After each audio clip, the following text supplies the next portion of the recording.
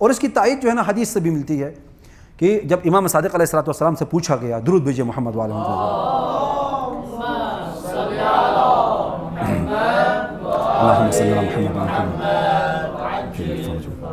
یا اپنا رسول اللہ، جب ایک مومن مر جاتا ہے یا انسان مر جاتا ہے تو اس کے ساتھ کیا ہوتا ہے، وہ کیسے آگے اپنا سفر جاری رکھتا ہے؟ کہا امام علیہ الصلوۃ والسلام نے ارشاد فرمایا اس کے جواب میں، کہا یوضع فی قالب کقالب الدنیا، اس انسان کی روح کو ایک ایسے قالب اور ایک ایسے بدن میں ڈال دیا جاتا ہے جس طرح سے اس کا بدن دنیا میں تھا، دنیاوی بدن کی طرح ہی ایک مثالی بدن اس کے لیے آمادہ کیا جاتا ہے، اور اس کی روح اس مثالی بدن کے ساتھ اپنے اگلے سفر کا آغاز کرتی ہے۔ ہاں فرق اتنا ہے، احادیث بہت زیادہ مفصل ہیں، ہم ان کے اندر نہیں جاتے، مختصر میں نتیجہ بتاتا ہوں۔ جو لوگ اس دنیا سے چلے گئے ان کی 3 قسمیں ہیں۔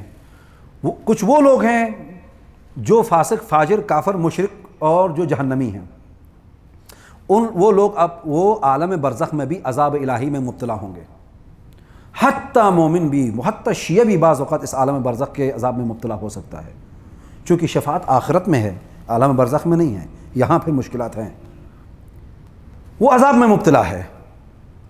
کچھ لوگ ایسے ہیں جن کے اعمال سیئات اور حسنات برابر ہیں، وہ اس یعنی وجود مثالی کے ساتھ، اس جسم مثالی کے ساتھ نیند کی حالت میں ہے، جیسے اصحاب کہف کے بارے میں کہا جاتا ہے، وہ سویا ہوا ہے۔ لیکن کچھ ایسے ہیں جن کے اعمال اچھے ہیں، وہ ایک بہشت میں موجود ہیں، وہ زندہ ہیں، بہشت میں موجود ہیں، عذاب میں مبتلا، وہ جہاں چاہے جا سکتے ہیں، وہ آزاد ہیں۔ اسی بنیاد پر اگر کوئی مشرکوں سے مدد مانگے گا تو وہ کیا مدد کر سکیں گے موت کے بعد؟ وہ خود پھنسے ہوئے ہیں عذاب میں، وہ کہاں مدد کریں گے؟ عذاب الہی نے ان کو گھیر لیا ہے، وہ کہاں مدد کریں گے؟ جو لوگ سوئے ہوئے ہیں، حالت نیند میں ہیں، کیا وہ مدد کر سکیں گے؟ نہیں کر سکتے۔ لیکن جو لوگ زندہ ہیں، بہشت میں ہیں، آزاد ہیں، اللہ ان پہ راضی ہے، کیا وہ مدد نہیں کر سکیں گے؟ کیوں نہیں کر سکتے؟ کر سکتے ہیں۔ یہاں سے اولیاء اللہ اور غیر اولیاء اللہ میں فرق سامنے آ جاتا ہے۔ لہٰذا اولیاء اللہ سے ان کی موت کے بعد میں مدد مانگنے میں کوئی مسئلہ نہیں ہے، اور غیر اولیاء اللہ سے مدد آپ نہیں مانگ سکتے۔ ہمارے لیے یہ مسئلہ اولیاء اللہ سے ان کی زندگی میں اور ان کی زندگی کے بعد مدد مانگنے کا جو مسئلہ ہے، ہمارے لیے روز روشن کی طرح عیاں اور واضح ہے، کوئی شک نہیں ہے اس مسئلے کے اندر۔ کیوں؟ اس لیے کہ ہمارے ائمہ اہل بیت علیہم السلام کا، تمام ائمہ اہل بیت علیہم السلام کا اجماع ہے اس پر، بلکہ انہوں نے اپنے اصحاب کو ترغیب دی، تشویق دی کہ اپنے جو ہے نا وہ اولیاء اللہ سے آپ مدد مانگیں اور اولیاء اللہ کے قبور کے پاس جائیں، اللہ سے استغفار کریں، ان کا وسیلہ دیں، ان کا واسطہ دیں۔ اور ائمہ اہل بیت علیہم السلام کا جب اجماع ایک مسئلے پر ثابت ہو تو ہم اس کے مقابلے میں کسی بابے کی بات نہیں سنتے۔ اور مزے کی بات یہ ہے کہ یہاں پر نقطہ آ ہی گیا تو بات کر دوں کہ آج کل بعض لوگ جو سوشل میڈیا میں مشہور ہیں، وہ یہ کہتے ہیں کہ میں جو ہے وہ کتابی دین بیان کرتا ہوں، بابے کا دین بیان نہیں کرتا، میں بابوں کو نہیں مانتا، کتابوں کو مانتا ہوں۔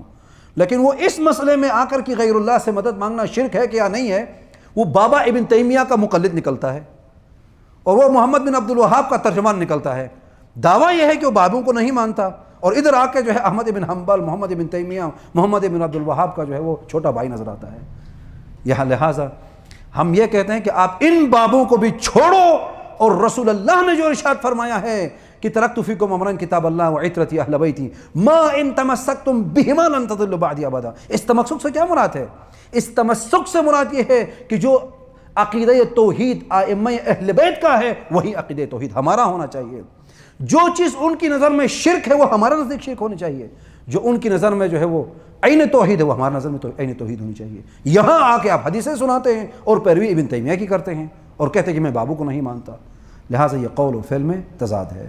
والسلام علیکم ورحمۃ اللہ وبرکاتہ۔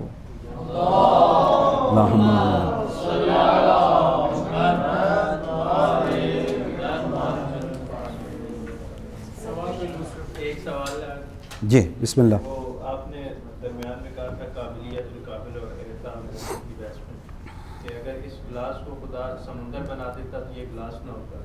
جی تو یعنی نظام بنانا تھا، اس نظام کے مطابق اس گلاس کو جو ہے وہ گلاس بنایا اور سمندر کو سمندر بنایا۔ جی جی جی۔ اکثر یہ جملہ کہا جاتا ہے کہ خدا نے ہر ایک کی ظرفیت کے مطابق اس کو عطا کیا۔ جی جی جی جی۔ تو سوال میرا یہ ہے کہ ایسا کہنا صحیح ہے ظرف کے مطابق عطا کیا یا ایسے کہیں پھر کہ نظام کی ضرورت کے مطابق ظرف عطا کیا؟ نہیں، اصل بات جو ہے نا وہ یہ ہے، یہ مسئلہ جو ہے راجع ہے علم الہی کی طرف، یہ مسئلہ تھوڑا سا عمیق تر ہے، اور اس مسئلے کی وضاحت جو ہے نا وہ خود علم الہی کے اندر یہ جو ماہیات اشیاء ہیں، محدودات اشیاء ہیں، وہ ثابت شدہ چیزیں ہیں، یہ قابل تغیر نہیں ہیں۔ اور یہ ایسے ہی سمجھیں جیسے مثلا جو ہے وہ میں مثال سے سمجھانے کے لیے دے رہا ہوں، ایک سمندر ہے اور اس سے جو ہے نا آپ نہریں بنا دیں، ٹھیک ہے، بنانے کے بعد وہ نہریں پہلے سے بنی ہوئی ہیں، اب جب سمندر سے وہ آئے گا پانی تو جتنی نہر ہے اسی کے اندر آئے گا، اتنا ہی آئے گا، اس سے زیادہ نہیں آ سکتا ہے۔ تو یہ جو ماہیات ہیں اشیاء کی یا حدود ہیں، یہ جو ظرفیات ہیں، یہ نفس امر میں ثابت ہیں، واقع میں ثابت ہیں۔ جب فیاض مطلق سے وہ فیض آتا ہے تو آٹومیٹیکلی چیز کوئی گلاس بن جاتی ہے، کوئی انسان، کوئی فلاں، کوئی اس طریقے سے ہے، قابل تغیر نہیں ہے۔ ایسے ہی جیسے مثلا 5 جو ہے وہ 6 اور 4 کے درمیان ہے، اگر آپ 5 کو ہٹا کے 7 اور 6 5 کے درمیان رکھ دیں گے تو 5 نہیں رہے گا، وہ 6 ہے پھر۔ اسی طریقے سے اس عالم ہستی کے اندر یہ اوپر سے نیچے کی طرف نزول ہے، نیچے آتے ہوئے وحدت سے کثرت کی طرف سفر ہے، ادھر آتے ہوئے ہر چیز کا اپنا ایک مقام ہے، اسی کے حساب سے جو ہے نا وہ آئے گا، اس سے بڑھ کے اس سے کم نہیں ہو سکتا ہے۔ اسی طریقے سے ہے، یعنی ایسے نہیں ہے کہ نظام ہستی میں اس کی ضرورت تھی تو اللہ نے اس کو چھوٹا بنا دیا، اس پہ ظلم کیا، نہیں، وہ اس سے بڑا بن ہی نہیں سکتا تھا۔ مسئلہ یہ ہے علم الہی ازلی میں اللہ جانتا تھا کہ وہ اس سے بڑھ کے بن ہی نہیں سکتا۔ جو پتھر ہے پتھر بن سکتا ہے، پتھر انسان نہیں بن سکتا، جو انسان ہے انسان بن سکتا ہے۔ یہ وحدت سے کثرت کی طرف سفر اسی طرح ہی ہوتا ہے۔ یہ عمیق بحث ہے جو بعد میں بھی انشاءاللہ تعالیٰ آئے گی فلسفے کے اندر۔ جی ہاں،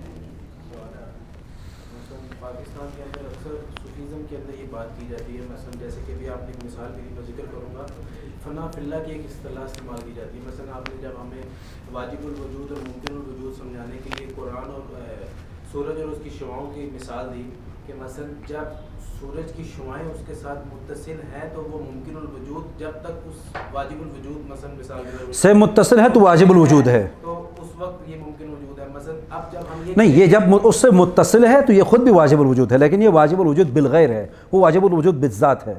اس طریقے سے کہ اگر ایک لمحے کے لیے اس سے متصل نہیں رہے گا تو یہ عدم میں چلا جائے گا، چونکہ ممکن کی ذات میں تقاضۂ عدم ہے۔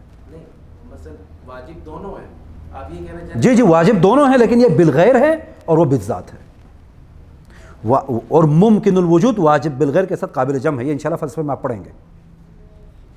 اور آقا ایک سوال یہ ہے کہ آپ نے کہا ہے کہ عبادت مخصوص ہے خداوند متعال کے لیے، جی، یہ جو حدیث ہے کہ ذکر امیر المومنین علیہ السلام عبادت ہے، اس عبادت درست عبادت میں نہیں، وہ یہ عبادت جو ہے نا بالمعنی الاعم ہے، جس طرح سے جو ہے نا وہ دعا مطلقاً جو ہے نا وہ کیا ہے، پکارنا کسی کو، یہ دعا ہے، لغتاً دعا ہے، اور عبادت بھی ایک دعا، نوع من الدعا ہے۔ عبادت بھی اللہ کو پکارنا ہے نا، ایک قسم کا پکارنا ہی تو ہے، لیکن یہ خاص قسم کا پکارنا ہے، یہ عبادت ہے۔ عبادت بالمعنی اللغوی اور بالمعنی الاصطلاحی میں فرق ہے۔ جب کہا جاتا ہے ذکر علی عبادہ تو اس سے مراد جو ہے نا وہ چیز ہے جو انسان کو اللہ کے قریب کر دیتی ہے، بس یہ مراد ہے۔ لیکن یہاں پر جب ہم کہتے ہیں نا کہ اللہ کے علاوہ غیر اللہ کی عبادت نہیں ہو سکتی تو اس سے مراد وہ خاص عبادت ہے جسے ہم اردو میں پرستش اور پوجا کہتے ہیں، وہ مراد ہے۔ یعنی عبادت بالمعنی الاصطلاحی شرعی میں اور عبادت بالمعنی لغوی میں فرق ہے دونوں میں۔ یہاں ذکر علی عبادت سے مراد جو ہے مطلق عبادت ہے، کوئی بھی عبادت بالمعنی لغوی عبادت ہے، لیکن جب ہم کہتے ہیں نا کہ مثلا ایاک نعبد تو یہاں عبادت سے مراد وہ خاص عمل ہے جسے نماز پڑھنا ہے، روزہ رکھنا ہے، یہ مراد ہے۔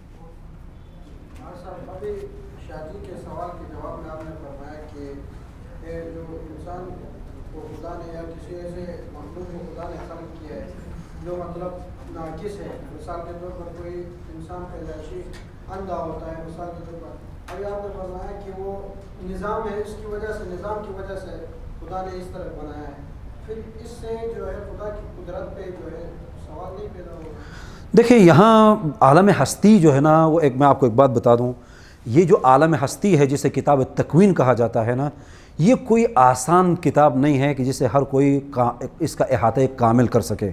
یہ واقعاً محتاج دقت ہے، محتاج تفسیر ہے، محتاج تفصیل ہے، اور اس کے لیے جو ہے ہم ائمہ اہل بیت علیہم السلام کی طرف، قرآن مجید کی طرف رجوع کرتے ہیں، اور وہاں سے اس مسئلے کی وضاحت جو ہے نا ہو جاتی ہے۔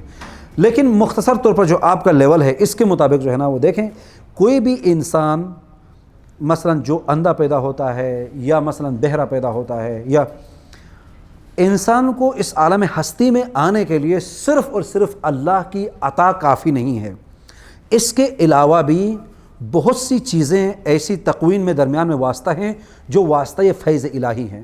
مثال کے طور پر عالم اسماء و صفات سے لے کر جو ہے نا وہ عالم عقل سے لے کر، عالم مثال سے لے کر عالم مادہ تک، یہ ایک تنزیلی راستہ ہے، یعنی اوپر سے فیض آتا ہے نیچے کی طرف، اور اس کے اندر بھی یہ جو اسباب طبیعی ہیں نا، ان کا بھی اثر ہے، عمل دخل ہے، ایسا نہیں ہے کہ کچھ بھی نہیں ہے، نہیں، اثر ہے، عمل دخل ہے، انہی کے نتیجے میں اس فیض الہی کے وجود میں ایک چیز وجود میں آتی ہے۔ تو یہاں پر نقص پھر اللہ کی طرف راجع نہیں ہوتا، نقص پھر ان عالم طبیعت کے اندر جو اسباب ہیں ان کی طرف راجع ہوتا ہے۔ مثلا مثال کے طور پر ایک بچہ ہے، جو مثال دے رہا ہوں سمجھانے کے لیے، ایک بچہ ہے جو 3 سے 4 سال کی عمر میں، 5 سال کی عمر میں پورا قرآن اور نہج البلاغہ حفظ کرتا ہے۔ ایک بچہ ہے، بلکہ ایک بوڑھا بابا ہے 80 سال کا، اسے جو ہے وہ 2 + 2 = 4 سمجھائیں تو سمجھ میں نہیں آتا۔ فرق کیا ہے پھر؟ غلطی کہاں پر ہے؟ اللہ کی طرف سے نہیں، ایک ماحول، طبیعی ماحول کی ضرورت ہے کہ اگر وہ ماحول پیدا ہو تو انسان، یہ بچہ 5 سال میں بھی حافظ قرآن بن سکتا ہے۔ اگر وہ ماحول نہیں بنے گا تو کیا ہے؟ وہ 80 سال میں بھی حافظ قرآن نہیں بن سکتا۔ غلطی اللہ کی ہے؟ نہیں، اس عالم طبیعت کے اندر موجود ان اسباب اور معدات کی ہے، وہاں ہمیں غلطی تلاش کرنے کی ضرورت ہے۔ یہی وجہ ہے ایک شخص جو افریقہ میں پیدا ہوگا، افریقہ کی جغرافیائی صورتحال کو دیکھتے ہوئے، وہاں کی گرمی، وہاں کے مسائل، وہاں کے پانی، وہاں کی صورتحال کو دیکھتے ہوئے اگر ہم بھی افریقہ میں رہیں گے، ہماری نسلیں بھی کیا ہوں گی؟ کالی ہو جائیں گی۔ اس کے برعکس اگر ایک انسان جو ہے مثلا فرض کریں اگر روس کے جو ہے نا وہ ایک سرد ترین علاقے میں جا کے رہتا ہے تو لامحالہ طور پر کالا بندہ بھی آہستہ آہستہ وقت گزرنے کے ساتھ اس کی نسلیں سفید ہو جائیں گی۔ اثر کہاں پہ ہے؟ اللہ نے کالا پیدا کیا؟ نہیں، وہ جغرافیائی عالم طبیعت کے اثرات ہیں، اس کے اثرات جو ہے، اس کی غذا کیا ہے، اس کا اثر ہے، وہ رہتا کہاں ہے، اس کے اثر ہے۔ یہ ساری چیزیں جو ہے وہ بھی یہ بھی مؤثر ہیں، عالم طبیعت کی نفی نہیں کی جا سکتی ہے۔ جی وہ میرا اصل سوال ادھر ہی رہ گیا۔ جی پوچھیں۔ جب میں نے کہا کہ آپ نے وہ مثال دی تو وہ سورج کی کرنوں کو ہم اس وقت کہہ سکتے ہیں بے شک غیر ہی ہے، اس وقت تک غیر ہے جب تک مثلا وہ کرنیں آ رہی ہیں، مثلا جب کرنیں ختم ہوگی، سورج غروب ہو گیا یا وہ واپس ہے ہی نہیں۔ جو ایک مثلا اصطلاح استعمال کی جاتی ہے صوفیزم میں فنا فی اللہ کی، کہ جب انسان یا کوئی بھی موجود فنا فی اللہ ہو گیا۔ نہیں، وہ اس معنی میں نہیں ہے، وہ ایک اور معنی میں ہے، وہ اس معنی میں، یہ فنا فی اللہ نہیں ہے۔ یہ جو آپ کے جو سوال سے میں سمجھ رہا ہوں وہ یہ ہے کہ اگر سورج غائب ہو جائے تو اس کے بعد کرنوں کا وجود باقی نہیں رہتا، یہ آپ کہہ رہے ہیں۔ یہ فنا فی اللہ نہیں ہے، یہ خود فنا ہے، فنا مطلق ہے، یہ فنا مطلق ہے۔ فنا فی اللہ کا مطلب یہ ہے کہ جب سورج چمک رہا ہے، سورج کرن کا وجود ہے، لیکن اس کا وجود لمحہ بلمحہ اسی سے جو ہے نا وہ مدد لیتا ہے، تو اس کا مطلب یہ ہے کہ ہر لمحہ اسی کا محتاج ہے، یعنی اسی میں فنا ہے، یہ اس معنی میں ہے، یعنی اس کے مقابلے میں اس کا کوئی مستقل وجود نہیں ہے، مستقل وجود نہیں ہے، پس یہ اس میں فنا ہے۔ مثلا ایک لحاظ سے دیکھا جائے تو اصل وجود اسی کا یہ ہے، اس معنی میں ہے، یعنی یہ بھی ہے وہ بھی ہے، وہ اس کا وجود اصل ہے، وہ مستقل ہے، وہ صمد ہے، وہ غیر محتاج ہے، یہ موجود ہے لیکن یہ محتاج ہے، یہ غیر صمد ہے، یہ غیر مستقل ہے۔ جب یہ غیر مستقل کا مطلب کیا ہے؟ محتاج، مفتقر، اسی افتقار کو ہی فنا کہتے ہیں۔ مثلا اس کا بھی اس طرح توجہ کی جا سکتی ہے کہ ہر موجود ایک لحاظ سے تجلی خدا ہر موجود میں موجود ہے، مثلا خدا کی پر ساری کائنات کل ما سوی اللہ تجلی خدا ہے اور فنا فی اللہ ہے اسی وقت۔ تو مثلا وہ جو صوفیزم میں یہ بات وہ الگ موضوع ہے، صوفیزم کے اندر جو جہاں تک میں نے پڑھا ہے، اور خاص طور پر جب ایک صوفی کے بارے میں کہا جاتا ہے کہ یہ فنا فی اللہ ہو گیا ہے، تو یہ عشق کے ایک کچھ مدارج ہیں، درجات ہیں، وہ طے کرنے کے بعد اس کے بعد مختلف تفسیریں ہیں، الظاہر جو ہے نا یہ تفسیر ہے کہ وہ ایک مرحلہ ایسا آتا ہے کہ صوفی اللہ کے وجود کے علاوہ کسی اور کے وجود کو دیکھتا ہی نہیں ہے، اس کو نظر ہی نہیں آتا، اس طریقے سے کہ وہ جس کو بھی دیکھتا ہے اس کے اندر اللہ ہی اللہ نظر آتا ہے، تو یہاں کہا جاتا ہے کہ وہ فنا فی اللہ ہو گیا ہے۔ اسی طرح سے ایک سفر ہے جی۔ اب ایک اور سوال ہے، جس طرح آپ نے کہا ہے کہ مولوی کا بیٹا مولوی ہوتا ہے، خدا کا بیٹا خدا، جی وہ سے مثال سمجھانے کے لیے دیجیے۔ ہاں جی نہیں خدا کا بیٹا خدا ہے نا؟ جی جی ہے، وہ بیٹا ہی نہیں ہے تو خدا کہاں سے ہوگا؟ نہیں اگر ہمارا سوال یہ تھا کہ اگر عیسیٰ علیہ السلام کو جو عیسائی سمجھتے ہیں کہ اللہ کا بیٹا، تو کیا عیسائی مشرک ہے؟ مشرک ہے نا، تثلیث کے قائل ہے نا، قرآن نے تو کھل کے کہا ہے کہ وہ مشرک ہیں۔ ہم حضرت علی علیہ السلام کو نعوذ باللہ من ذالک اللہ کا بیٹا نہیں سمجھتے، حضرت علی علیہ السلام کو مستقل نہیں سمجھتے، حضرت علی علیہ السلام کو ممکن الوجود سمجھتے ہیں، احتیاج محض، افتقار محض سمجھتے ہیں، اپنے کمال کے حصول میں اللہ سے، اپنے کمال کی بقا اور دوام میں لمحہ بلمحہ اللہ کے محتاج ہیں، کبھی استقلال نہیں آ سکتا۔ اسی وجہ سے وہ علی جو ہے نا اللہ کے سامنے جھکتا ہے، اگر ذرہ برابر بھی استقلال ہوتا تو نہ جھکتا ان کمالات کے ساتھ، خود خدا ہوتا نعوذ باللہ من ذالک۔ لیکن یہ بالغیر ہے، اس کا مطلب ہرگز یہ نہیں ہے کہ علی کے پاس کوئی کمال ہی نہیں ہے، نہیں، اس کائنات میں جتنا کمال ہو سکتا ہے وہ سارا علی کے پاس ہے، لیکن بالغیر ہے، نہ کہ بالذات ہے۔ جی ایک سوال تھا کہ دیکھیں اگر جب دو آپس میں شیعہ یا سنی جب بیٹھتے ہیں دوست، تو وہ ایک دوسروں سے سوال کرتے ہیں کہ اچھا اگر مولا علی مدد کرتے ہیں تو مثلاً یہ پین جو نیچے گری ہوئی ہے تو مولا علی کو کہو کہ یہ اٹھا کے دے، تو وہ کہتا ہے کہ اچھا چلو تم اللہ کو کہو کہ یہ پین اٹھا کے دے۔ تو یا تو دوسری مثال دوں کہ مثلاً ہمارے جو بعض لوگ ہوتے ہیں کہ مثلاً کوئی باری چیز اٹھاتے ہیں تو کبھی بھی کہتے رہتے ہیں کہ یا علی مدد، یا علی مدد، تو مطلب مدد سے مراد کیا ہے، کس چیز میں ہم مدد لیں ان سے؟ ہر چیز میں، جس چیز میں مدد مانگنا چاہیں لے لیں۔ نہیں تو کوئی اگر باری چیز ہم سے اٹھائی نہیں جاتی ہے، ہم کہتے ہیں یا علی مدد، تو یہ جی ہاں کر سکتے ہیں، کوئی مشکل نہیں ہے، اس میں کہاں مسئلہ ہے، لیکن ضروری نہیں ہے، ہاں یہ بات، لیکن ضروری نہیں ہے کہ حضرت علی علیہ السلام آپ کے خادم ہوں، جہاں آپ پکاریں وہ آپ کی مدد بھی کریں۔ ہاں جس کی مدد کے لیے علی آئے پھر اسے جو ہے نا علی کا شیعہ بننا پڑتا ہے، وہ پھر عمار یاسر بننا پڑتا ہے۔ حضرت عمار یاسر کے بارے میں ہم پیچھے درس میں بھی پڑھتے تھے، عرفان کے درس میں، ایک دن جو ہے وہ دیکھا حضرت عمار یاسر پریشان بیٹھے ہیں، مولا علی باہر سے تشریف لائے، کہا عمار کیا ہوا، کیوں پریشان ہو؟ کہا ابوالحسن میرے اوپر اتنا قرض ہے، میں سوچ سوچ کے تھک گیا ہوں، کیسے یہ قرض ادا کروں، اتنا مقروض ہو گیا ہوں کہ اس کی کوئی حد ہی نہیں ہے، میں ادا کر ہی نہیں سکتا۔ تو مولا نے کہا کہ یہ پتھر اٹھاؤ، اپنا قرض ادا کرو۔ تو عمار کہتا ہے یا ابوالحسن مولا آقا یہ پتھر ہے، میں کیسے قرض ادا کروں؟ کہا میرا نام لے کر کہو سونا بن جا، تو وہ سونا بن جائے گا۔ اور پھر عمار نے کہا کہ علی کے حکم سے سونا بن جاؤ، پتھر سارا سونا بن گیا۔ اور پھر عمار نے کہا کہ مولا یہ تو سارا سونا بن گیا، اتنے سونے سے میں کیا کروں، مجھے تو تھوڑا سا چاہیے۔ پھر مولا نے کہا جتنا چاہیے اتنا لے لو، اس میں سے باقی چھوڑ دو۔ تو حضرت عمار نے کہا یہ تو پتھر ہے، یہ سخت ہے، میں کیسے اٹھاؤں، نرم نہیں ہے۔ مولا نے کہا یا ناقص الیقین، اس میں کیا ہو گیا ہے، میرا نام لو، اسے کہو نرم ہو جا، نرم ہو جائے گا۔